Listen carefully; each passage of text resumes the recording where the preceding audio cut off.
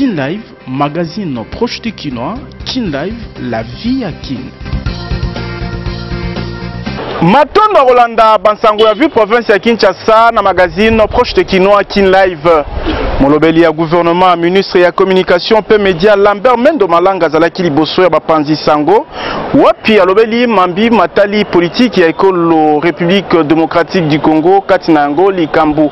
Ya ministre ya justice maître Alexis Ntambwe Mwamba pe bitumbu oyo Union européenne esili kopesa na bakonzi ya République démocratique du Congo katina bango Lambert Mende pe azali moko ya ba oyo bazui sanction ya Union européenne. Ministre d'État ya justice maître Alexis Ntambwe Mwamba ya zalaki liboso ya presse internationale topé bapanzi sango ya mikili ya libanda wapiye a lobeli décision ya Nations Unies na likambo etali bozongi ya Moïse Katumbi Chapwe enquête ya ONI na likambo ya bakamwe na ntapu. Point de presse oyo ministre ya justice congolais aibaki na kopesa yango depuis Genève na Suisse. Oezali essentiel ya Bansango magazine proche de Kinois lelo simangobeta 24 communes à la seconde. Toaka kopesa rabino manso otokutana kinango po ignorance à la te moko na moko yeba. Évolution ya ville province ya Kinshasa pe à RDC de Tobiki Live magazine proche de Kinois. Kin Live, magazine proche de Kinois. Kin Live, la vie à Kin. Kinshasa mbote na bino ba papa ba mama bana kina propre mbote pe matondo na fidélité bozali kotalisa mikolo nyonso na magazine na bino Kin Live édition lelo ekofungwama na bilili oyo. Ministre ya communication pe média molobeli ya gouvernement Lambert Mende Omalanga zalaki liboso ya bapanzi sango wapi ya lobeli mambi matali politique ya ekolo Congo démocratique katina yango maye matali penza ministre Alexis Ntambwe Mwamba ya justice pe bitumbu Union européenne akateli ba konzi ya République démocratique du Congo katina yango Lambert Mende pe azali sanctionné bolanda maye maloba makikuna. Nani alobaki ete Lambert Mendo Malanga akolobela lisusu gouvernement ya ekolo te.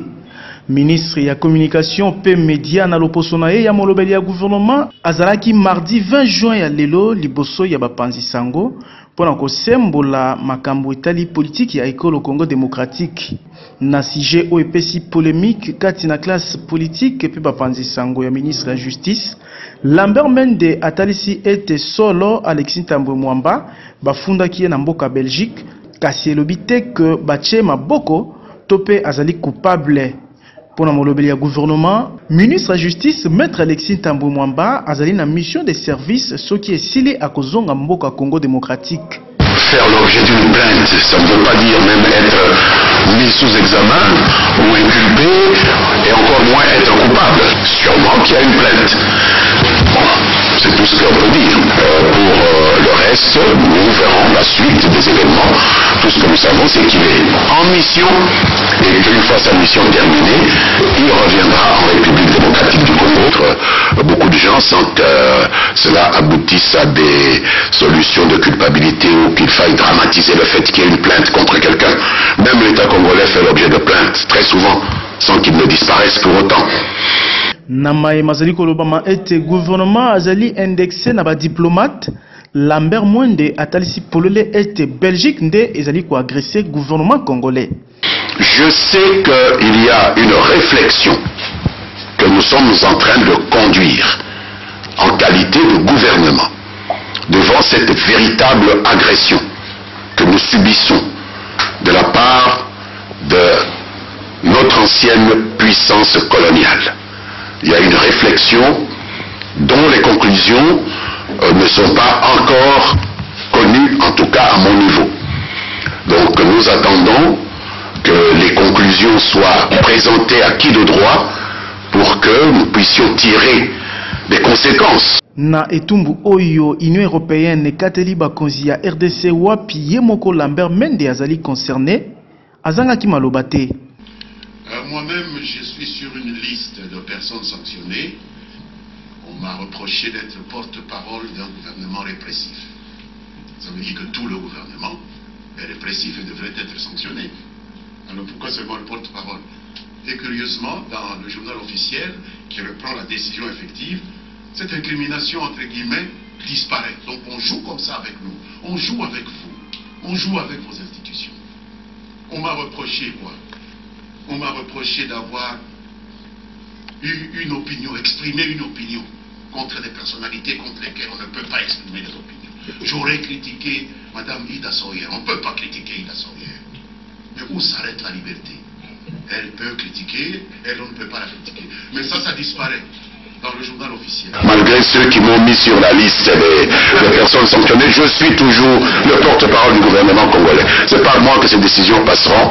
Prenez patience, vous serez informés. Mais la réflexion, elle est en train de se dérouler et la réaction sera connue de tous le moment venu. Pression ya Nations Unies na likambo etali enquête na mabunga esalemaki na mboka Kasai na bakamwe na Nsapu. Mulobeli ya gouvernement Lambert Mendo Malanga atalisi ete justice azali kolandela makambo yango na bokebi penza po ete bayeba sali mbeba bayeba kokatela bango bitumbu. Tolobi Thibaut Koyoka. Kin Live, magazine proche du Kinois. Kin Live, la vie à Kin. Ministre d'État et Justice Alexis Tambwe Mwamba silaki kobima liboso ya bapanzi sango ya mikili ya libanda sima ya polémique po silaki koleka na nzela ya internet na bokangami na ye. Alexis Tambwe Mwamba na point de presse o apesi na mboka Genève alobeli ba décision ya Nations Unies na likambo etali bozongi ya Moïse Katumbi. Enquête ya ONI po na massacre tope mubulu ya bakamwe na Nsapu kuna na Kasai. Ministre Alexis Tambwe Mwamba alobi ete Moïse Katumbi akoki kozonga ekolo Congo démocratique soki alingi kasi likambo azali na yango etali bakonzi ya mboka te. RDC etikali kaka na position na ye na likambo etali enquête ya liwa ya des experts ya ONI pe ba congolais mosusu oyo ba milisi ya kamwe na Nsapu bayebaki na koboma na mboka Kasai. Ministre ya Justice Maître Alexis Tambwe Mwamba nde atalisi yango polele na point de presse oyebaki na koanime na Genève na mboka Suisse. République démocratique du Congo ezali prêt ya kokopere to kosala na banquêteur ya mikili mususu kasi na condition moko bana ya mboka nde batambusa enquête yango elobi Maître Alexis Tambwe Mwamba. Signaler que nous étions prêts à accepter une coopération, une collaboration entre la justice congolaise et des experts internationaux. Donc le principe étant que nous gardons la direction de toutes ces enquêtes, mais que nous acceptons le principe que des experts internationaux désignés par les Nations Unies peuvent venir se joindre aux magistrats congolais. Sur ce principe-là, nous n'allons pas céder, quelles que soient les pressions dont nous pourrions faire l'objet. Faire une enquête en excluant les autorités congolaises est pour nous quelque chose d'inacceptable. C'est comme si nous n'étions pas un pays indépendant. Pembeni na ye ministre ya droits humains pe ministre ya coopération Alexis Tambwe Mwamba liboso ya bapanzi sango asemboli polele likambo ya ancien gouverneur ya ex Katanga Moïse Katumbi Chapwe ete azali na problème te akoki kozonga RDC tango alingi kasi na likambo etali candidature na ye na présidence de la République mutu pe akoki kopekisa ye azali te kasi constitution eloba manso na tina na yango. Il n'y a pas un problème, ce n'est pas le président Kabila, ce n'est pas le gouvernement qui l'empêche, mais quand il va rentrer, il devra se présenter devant la justice.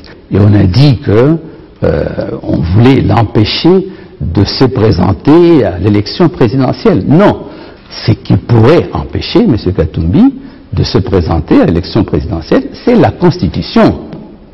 En son article 10, dit la nationalité congolaise est une et exclusive. Il n'y a pas de double nationalité dans notre pays. Cela veut dire que si le procureur général près de la Cour constitutionnelle a la preuve que M. Moïse Katumbi a une nationalité étrangère, il ne peut pas se présenter, quels que soient les appuis qui pourraient bénéficier par la l'un ou l'autre pays occidental, par l'un ou l'autre pays de par le monde. Maître Alexis Tambwe Mwamba Oabimi liboso bapanzi sango sima ya polémique na likambo etali plainte contre ye oyo bapesaki na mboka Belgique afungoli lisusu débat munene na likambo ya candidature ya Moïse Katumbi na présidence de la République. Tolobi Thibaut Koyoka. Kin Live, magazine proche du Kinois. Kin Live, la vie à Kin. Ndeko Thierry Betou, cofondateur ya AFDC, Alliance de Forces Démocratiques du Congo, parti ya ministre Bati Lukwebo, yebaki na kosanrole na Bandalungwa pe elongo na base na ye bakendaki na manifestation munene parti esalaki na stade Vélodrome ya Kintambo kilaftola kina bango. Po oyeba na kopona mokonzi olingi to olingi bapona lokola président de la République to député esengeli yambo kozala na carte d'électeur oyo kopesa o makoki wana. Talatina ya descente ya cofondateur ya AFDC Alliance des Forces Démocratiques du Congo Thierry Betou, conseiller spécial na vice primature ya intérieur et sécurité na centre ya enrôlement ezwami na école Joël Itin na commune ya Bandalungwa pona kosakite na devoir civique na ye pe kopesa ndakisa na ba membre ya association des amis de Thierry Betou.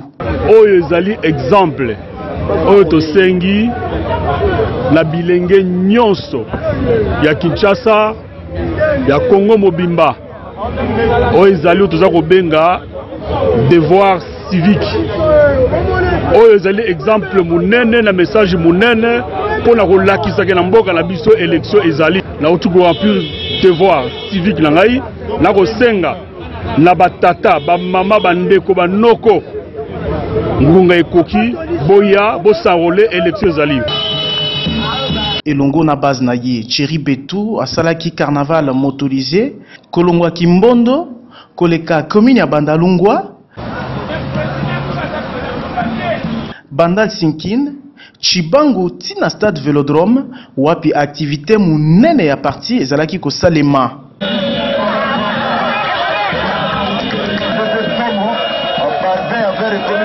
Kati na 4000 membres ya sika obakoti AFDC ebele bauti na association Les Amis de Thierry Betou. Lokola cofondateur ya parti, Thierry Betou a félicité autorité morale Modeste Bati pour la vision monene azali nango ya komema parti liboso. Kala mingi te tozoke na élection. Pour to gagner élection, biso bana ya AFDC, ya autorité morale Bati Lukwebo, il nous faut que nous tokende commis à relais batu ebele. Nazali membre fondateur ya parti AFDC depuis to créa ki ango la vision ya Yemei autorité morale triple brassard Bati Lukwebo. Adhésion à l'élo et salamaki une semaine la préparation te. Les aïlo moko et salemi dans 24 heures. Yango moni le batondi ebele élection zaroya ezali blague pour depuis mboka na biso banda élection en 2006 les gens pensaient qu'ils allaient avancer tout le monde qui bato o bazalaka pena souple bazaka élu o ya 2011 nzela moko voilà l'autre qui a élection en 2017 mais bato mingi bazako hésiter mais nazo ko senga ki bato nyonso bazo responsabilité. Thierry Betou abwaki mbela na banso ezala baninga na ya diaspora ya kozonga mboka pona ko contribuer na botongami na yango. C'est le moment batubaya to sangana to kelibuso bana diaspora nazali moko na bango to travailler mingi na diaspora to bundi mingi Chozangi awa na période de concertation nationale au basenga qui est pas chef de l'État ba diaspora nyonso bozonga botonga mboka to sangani na bana nyonso a Congo nazo senga pe message moko ya ba combattant nyonso c'est le moment bazonga na bango Kinshasa oyo ezali mboka moto nyonso na RDC esika ya moto nyonso ezali ebongi bana mboka bamipesa na misala pona kotonga mboka elobi Thierry Betou tolobi Thibaut Koyoka.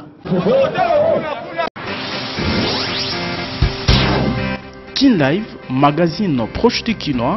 Kin Live, la vie à Kin.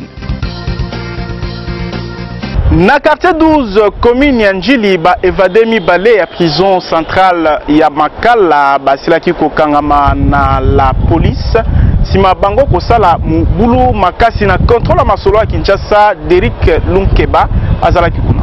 Ute évasion ba prisonnier salema na prison centrale ya Makala et matisi lisusu insécurité o ezalaka déjà na kati ya ngumba ya Kinshasa. Ndakisa na district ya Changu na commune ya Njili epai wapi ndeko Rachidi pe Soleil sima na bango kobima na prison bazongeli ba opération ya mabe o elalisaka banjilwa pongi malamu te pona misala mabe bandeko bazali kosala na moi tina butu kasi lokola bakwei na maboko ya la police population asingi na bakondi bayeba na kopesa bango mbano ya malamu o esengeli bango en plein air babotoli bana mibali moko ba telefone na mwana mwasi babotoli etango babotoli mbo yango na ji na tika maboko yango moni bazali wana. Oui, mutu lokola nani oyo Soleil na moninga na ye wana Rachidi bazali ba évadé bango bauti na prison bakimi mena ba moni lokola bango baleki makasi na leta bakimi leta bo yango ba ekolakisa biso ke na poste baba no botela ba telefone yango na ti bango maboko nakende ko sokola soko bima na bimi na douche na koti na ndaku na omona telefone na ngati na mbongo na tika kikola table nde sikoyo baninga misu balaki pembe na na porte na basinga keno ba moni jeune garçon moko akota ki na kati ya ndaku abimi bwe bakanisa ki azana ngai azana ndeko na ngai babino no les téléphones ils étaient en bon.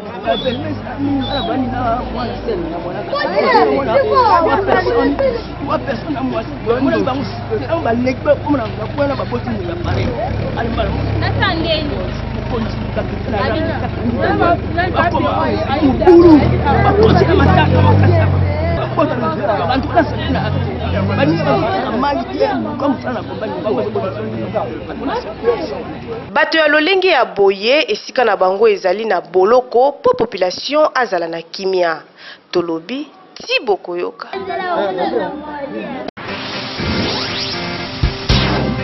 Kin Live, magazine proche du Kinois. Kin Live, la vie à Kin. Quartier Asosa na commune ya Ngiringiri population ezali kobika na kokoso na likambo etali lotiliki semitingi na susi ya bana Kinshasa akoma kiwana. Quartier Asosa na commune ya Ngiringiri bandeko bazwami na ngambo oyo bazali komitungisa mingi na lolenge SNEL azali kotindela bango lotiliki ezalaka malonga te pe eyaka na tangu elingi bandeko bakoma kobika na molili mikolo nyonso. Mombongo ya koteka masanga o esungaka bango pe mabota na bango ekota mai po courant ekoma ya keba kutu na bozangi lotiliki insécurité ekomi komata makasi na ngambu oyo ela bongisela biso courant so balingi tofutaka nini ofatire na bango bien babongisela biso courant so babongisi wana biso ozala na courage ya kofuta bafacture po soki courant eza bien te courage ya kofuta bafacture ekozala te neti kutu na nini na baresho kutu tolamba na biso na baresho te tolamba na resho te papa eza pela mino mokozala na congélateur ne oteka ata mwa mai na yo mwa basucre oteka mais donc moyen eza te bakonda SNEL babongisela biso nde courant ekoma lelo molili lobi courant malamu batila biso lumière pour ceux qui lumière ezali quartier pe ezalaka bien muta mabe mwa kotela bino eza te moso lumière eza te omona pe bakuluna baniyibi mpona nini mpona molili mais so lumière biso tozomona bien omona nga mosu courant eza te osali toro te neti lobi tolali molili courant eza te soki SNEL azwi likanisi ya kobongisa misala na ye na ngambu oyo ekozala malamu mingi po population ya Ngiringiri baba kobika na kimia tolobi ti bokoyoka. Kin Live, magazine proche du Kinois. Kin Live, la vie à Kin. Population ya quartier Changa na Kimbanseke bazali kobika na molili kuna pe likambo ya mai ezali kotungisa bango makasi koleka mikolo nyonso kobimaka na butu makasi oyo ekomi ko expose bango na ba incivique ya ndenge na ndenge. Commune ya Kimbantseke bandeko bazwami na quartier Ntsanga bazali kobika na kokoso ya bozangi lotiliki pe mai ya malonga. Awa ba pareil électroménager nyonso ekoma na yango ba esthétique ya palais pour courant ya kosalela yango ezalaka te. Na nyonso ya pasi ezali ete nanga mpo ya capital mai makaka partir ba 1h pe 2h kasi okotoka yango ndenge nini mpona ntango wana quartier ekomaka ya bakuluna. Papa koto mai ezalaka te ko ezalaka te bapo mpe kotelaka besanti mpo batiela biso bakuluna lobi ngai eyo mpona molili mai kute loko pambe ezalaka nango te papa somo mobile na opasele mai de kopo za difficulté makasi za problème ya mai batiela biso bapompe mais bapompe yango te sikoyo ebimaka te na problème sur ya courant mwa tomona yango mpena une semaine okomona mbala moko donc ezalaka te une ya makasi parce que molili ya makasi. Niveau ya quartier baproblème eza ebele mais difficulté ya liboso eza oyo etali makambo ya courant.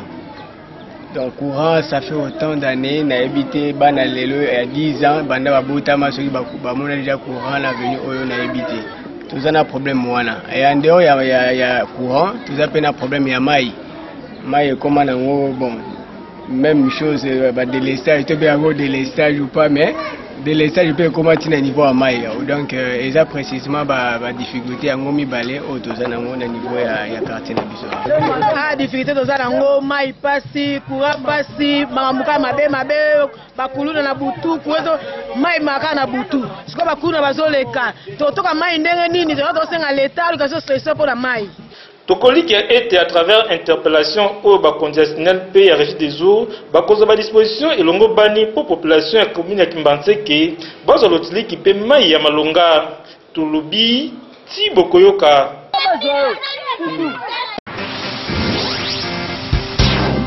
Kin Live, magazine proche de Kinois, Kin Live, la vie à Kin. Musala ya bobongisi balabala mokali babengi réhabilitation na lopoto epesi esengo mingi na population ya Kimbantseke o banyokwami na bozangi nzela mwinda kamvi azalaki kuna. Esali ngonga molai population ya mokali na commune ya Kimbantseke banyokwamaki mingi na likambo etali nzela. Kasi lelo kolela na bango ezue ya no pamba tembula matari ya koti likambo yango pe misala ezali kosalema na OVD. Bandeko ya mokali batondisami na sai ya komona misala ya bobongisi nzela na bango kosalema. Na esengo wana population azangaki maloba te.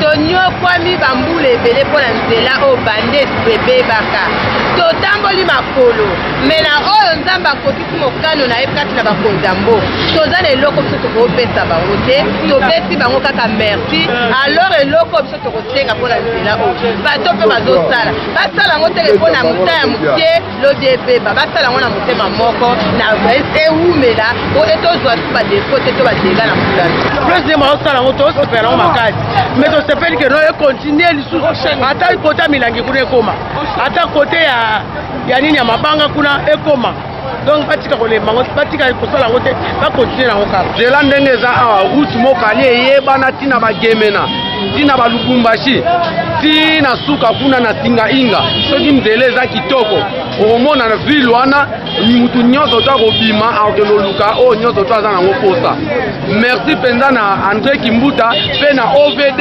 nde bazosala mosala boye ezala te ke basukisa na kati nzela eza mpona 6 mois ekoma ba 10 mois ba inane bongo te yo moko ozomona ekende ntina singainga. Souci ya population ezali ete OVD ayebana ko respecter ba délai ya pesi pe misala ya bobongisi eyebana ko kende tina singainga po circulation ezonga normal. Tolobi ti bokoyoka.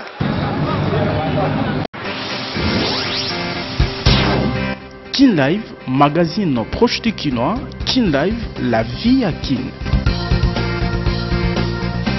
Église Sebeko Malueka ibongisi journée ya louange pe ya adoration le 30 juin Mubange na Mindule ekobetama na ba différents chorales ya église Sebeko Lukunga oezwami pene ya Semukasa.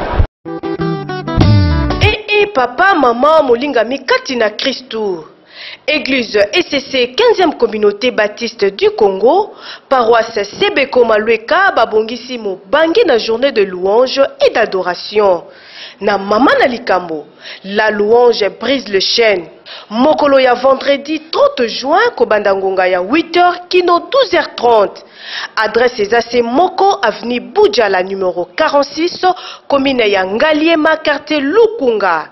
Référence Sambuka Samalueka. Invité chorale éducation chrétienne Sebeko Kintsuka Pemisusu. Bongo ya boy nazanga. Nazanga te. Papa, maman, molinga mikati na Christou. Église SCC 15e communauté baptiste du Congo, paroisse Sebeko Malueka babongisi mobangi na journée de louange et d'adoration. Na mama na likambo, la louange brise le chêne. Mokolo ya vendredi 30 juin kobandangonga ya 8h kino 12h30.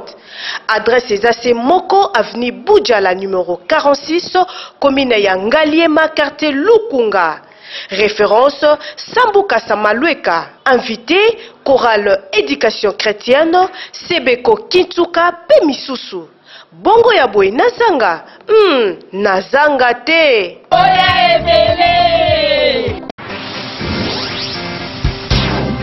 Kin Live, magazine proche de Kinois. Kin Live, la vie à Kin.